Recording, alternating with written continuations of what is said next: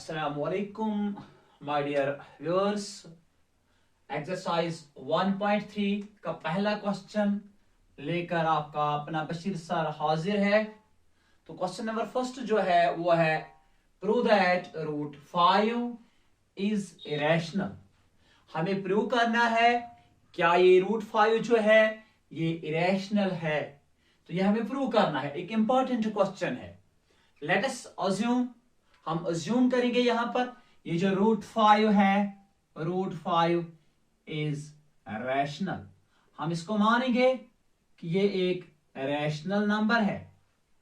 लेकिन हमें क्या प्रूव करना है? रूट 5 इरेशनल है, लेकिन हमने यहां पर अज्यूम किया है ये जो रूट 5 है ये रैशनल है। तो इसका मतलब है रूट 5 को हम लिख सकते हैं a डिवाइडेड बाई b की शक्ल में, where a and b are co-primes. A and b are co-primes. Dear students, dear viewers, तो सबसे पहले हमने यहां पर अज्यूम किया है जो रूट 5 है ये एक इरेशनल नंबर है, और रूट 5 को हमने लिखा है a डिवाइडेड बाई b की शक्ल में। लेकिन a एंड b जो है ये को-प्राइम्स है। तो सबसे पहले हमें ये मालूम होना चाहिए डियर स्टूडेंट्स, को-प्राइम किन को कहते हैं? वो दो नंबर्स को-प्राइम्स कहलाते हैं जिनका कॉमन फैक्टर सिर्फ और सिर्फ 1 होता है। तो चलो इसके आगे हम क्या करेंगे अगले स्टेप में। अब ये जो रूट 5 है इज इक्वल a बटा b। तो अब यहां पर हम क्या करेंगे, b इंटू रूट 5 हो गया, root 5b is equal a। यहां पर dear students squaring on both sides करेंगे, क्योंकि हमें इस रूट को हटाना है। तो ये कैसे हटेगा? यहां पर हमें स्क्वायरिंग करना है, यहां पर हम स्क्वायरिंग करेंगे ऑन बोथ साइड्स। तो इसका मतलब है यहां पर हम लिखेंगे squaring on both sides we get. तो स्क्वायरिंग करने के बाद क्या हासिल होगा? तो सबसे पहले हम स्क्वायरिंग करेंगे, तो ये बनेगा root 5b whole square is equal a square. ये जो स्क्वायर है ये रूट 5 का भी है, और ये स्क्वायर जो है ये b को भी है, यानी स्क्वायर यहां पर b को भी है और रूट 5 को भी है। स्क्वायर एंड रूट कैंसिल हो जाएगा 5 का, लेकिन b का स्क्वायर कैंसिल नहीं होगा। तो यहां पर क्या निकलेगा? यहां पर आएगा 5b square is equal a square.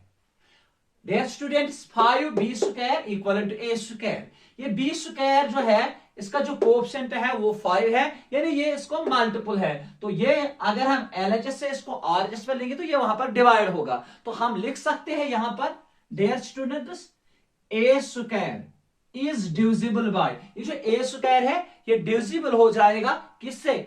5 से। a square is divisible by 5।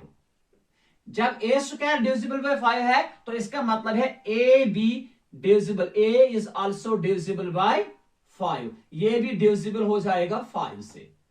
तो यहां पर हम इसका नाम रखेंगे फर्स्ट। इसके बाद हम क्या करेंगे, यहां पर 5b square is equal to a square था, तो a square is divisible by 5, और या हम ये कह सकते हैं a is also divisible by 5। अब यहां पर हम a एक बार फिर लेट करेंगे, a is equal to 5c।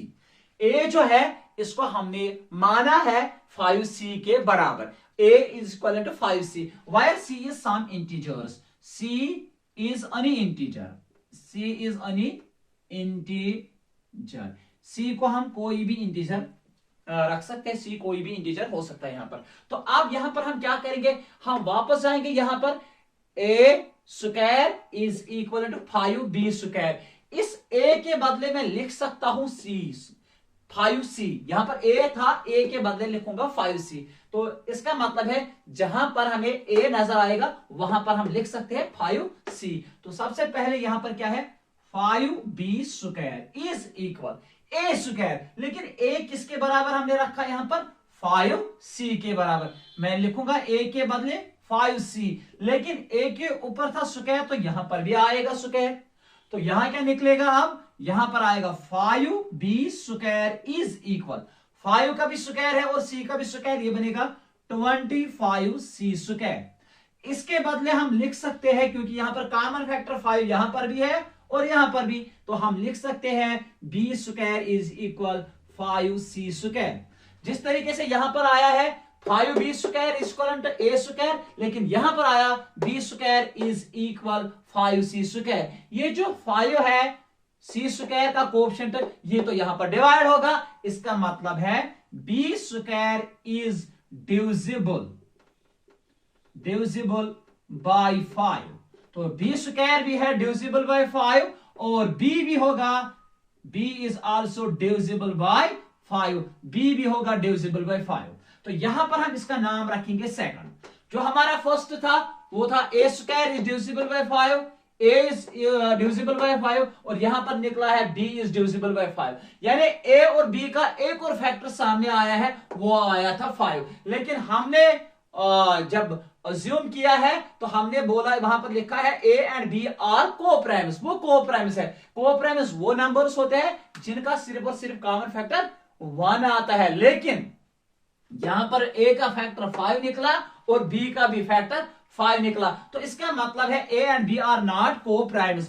a और b जो था अब वो कोप्राइम्स नहीं रहे, तो क्योंकि उनका फैक्टर अब 1 के अलावा 5 आया। तो हम यहां पर कह सकते हैं a b are not coprimes. अब ये कोप्राइम्स नहीं बने या नहीं रहे। तो जब ये कोप्राइम्स नहीं है, जो हमने लेट किया था, हमने क्या लेट किया था? हमने लेट किया था √5 is a irrational number, but वो रॉन्ग निकला। तो क्लियर यहां पर हो गया √5 इज इरेशनल। क्योंकि इरेशनल इसलिए निकला क्योंकि ये कोप्राइम्स नहीं आया, ए और बी जो था उनका फैक्टर 1 एंड 5 आया। इस तरीके से ये इंपॉर्टेंट एक क्वेश्चन था, क्वेश्चन नंबर फर्स्ट एक्सरसाइज 1.3 ये कंप्लीट हुआ। इंशाल्लाह अगले वीडियो में क्वेश्चन नंबर 2 लेकर हाजिर हो जाऊंगा। तब तक के लिए खुदा हाफिज।